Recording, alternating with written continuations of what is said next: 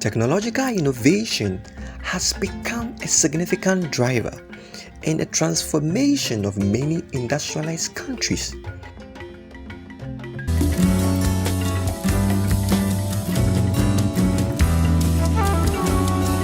Ghana is shaping the future by embracing technological progress.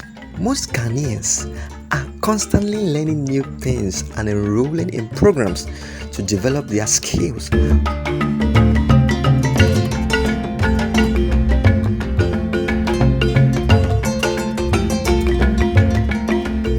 Today, we zoom to Ho, the regional capital of the Volta region of Ghana, to one of the rising companies in the tech ecosystem, which is making tremendous impact in their community.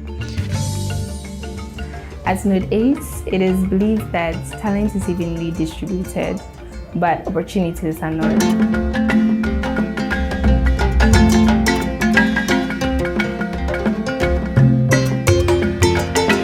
Node 8 is a digital innovation hub focused on supporting young people with the relevant skills in the digital sector, and also providing a platform where we can upskill and retrain people to become entrepreneurs. So our focus areas are in skills development, enterprise support or entrepreneurship, and then influencing culture, which is some of the activities we do in our communities of impact. So those are the three areas of our activities. We started operations in 2017. So somewhere around July this year, we talked about 5 years of anniversary in terms of operations.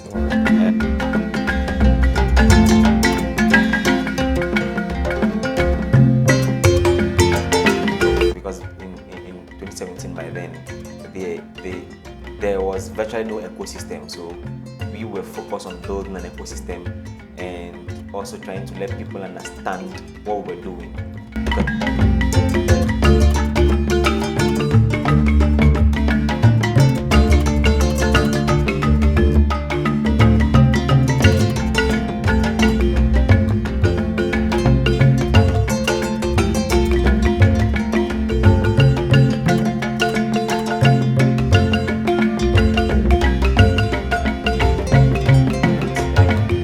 Operations in almost every part of Ghana.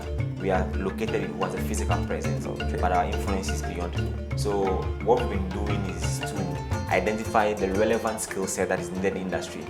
And now we know that tech is booming, and there are certain skill sets that you need to acquire to be able to work in a tech sector. And one of the key things we realize about tech is also the fact that the most important thing you need is your ability to prove that you can be able to do the thing. It's not really about certification. It's not really about 4 years of degree in XYZ. It's about ability to do. So we've designed our training models on skill sets that can equip people to take advantage of the opportunity in tech. So for example, we run what we call the entry level to web development. Web development is like the basic of software, where you learn how to build simple websites using simple languages. So we have that particular training. We have trainings in mobile applications. It means that that's much more a deep dive into software. So we have mobile applications, and we've done trainings in artificial intelligence, and we've done trainings in digital marketing. So recently we've done IoT hackathon for almost 4 weeks. So these are the spectrum of trainings we do under digital. So web, mobile, AI, digital marketing, and then data science. So those are the things those are the trainings that we run under our digital section.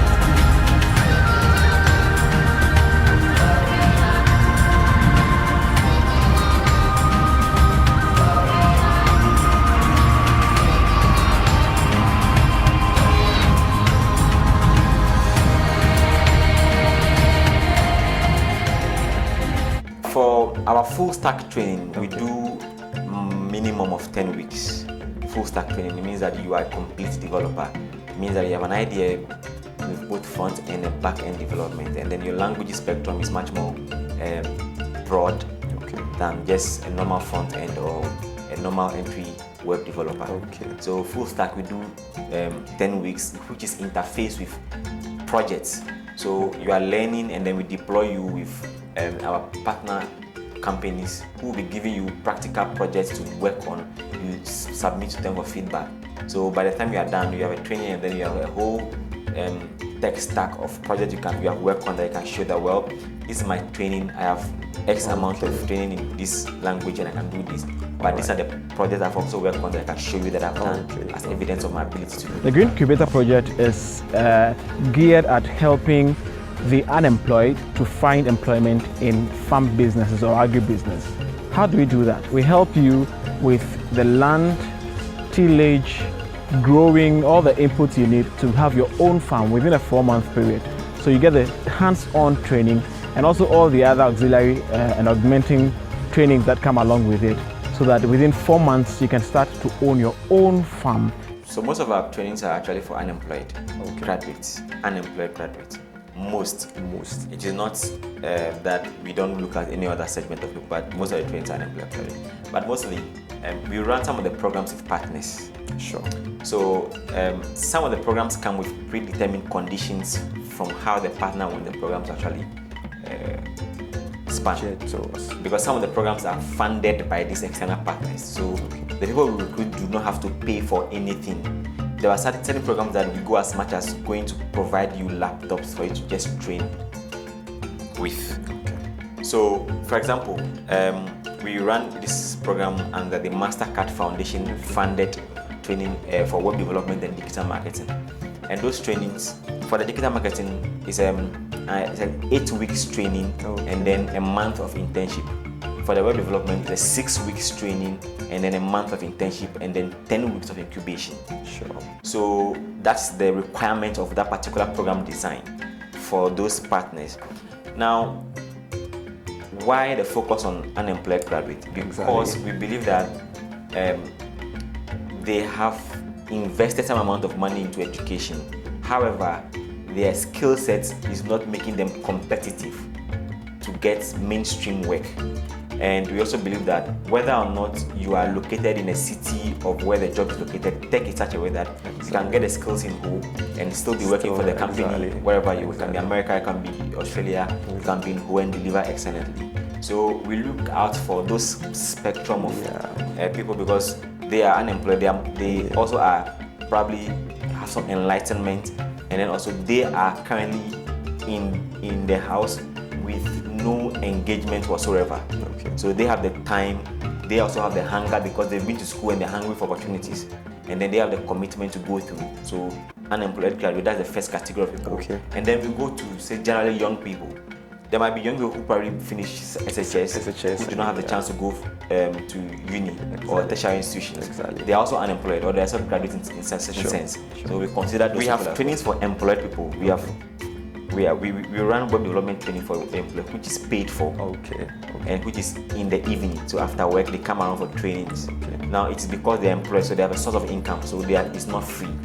And also because they're employed and they do not have the time to come here during the day. So it's evening. Unemployed, we assume that you don't have any sort of livelihood. So we cannot tax you or we cannot levy you to come for training.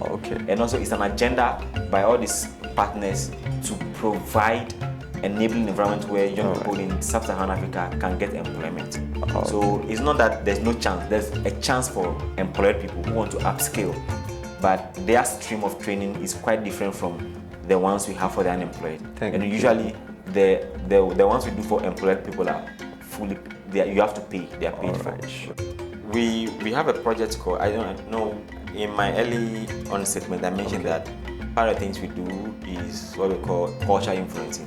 And culture influencing, we have programs like outreaches, hackathons, and then trainings, which are not necessarily in-house training, but just supporting people who are like teachers and all those things.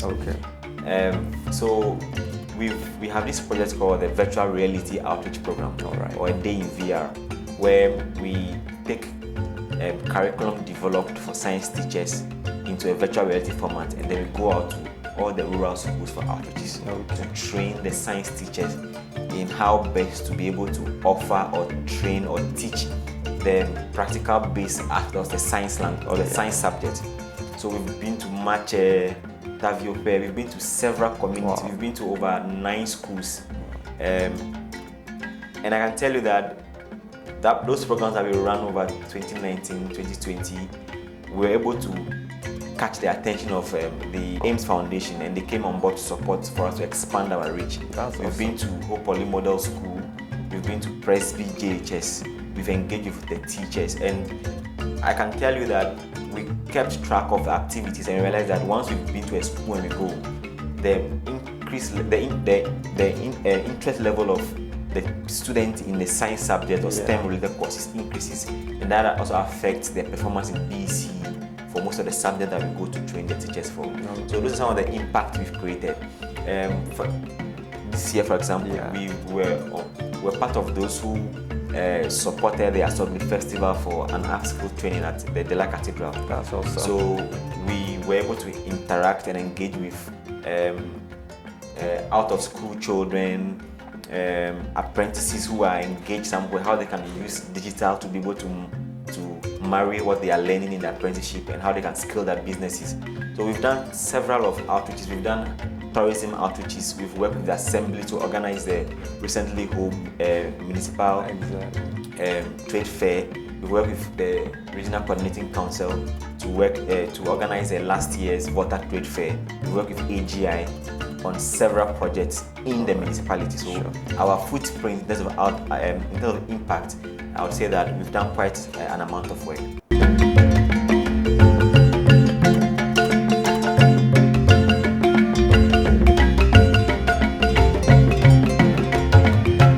Challenge come from different angles. 3 years ago, we were finding it difficult to define what exactly we wanted to do in terms of we knew what we wanted to do, but how we can be able to communicate the value offerings to our community, because they will find it difficult to understand our operations. Some thought they were just IT school, like maybe NNIT or any of these computer schools, and we are not. Some thought we were internet cafes. Some thought we were NGOs. You understand? Interesting. So it was difficult to let them understand the new model of the business we were bringing to town. It was a challenge, but I would say that there's been tremendous progress in terms of what we've done, what they've seen that we were doing, and then the feedback and the testimonies from people who passed through our projects. We also found it difficult to get people who understand the model we run, and that in terms of the talents for people to work for us. Because it's not a traditional place where you go to school and say, I want to do accounting, I want to do secretaryship. It's a different thing. So we have to devise an entire model to be able to get people who understand what we do for them to work for us.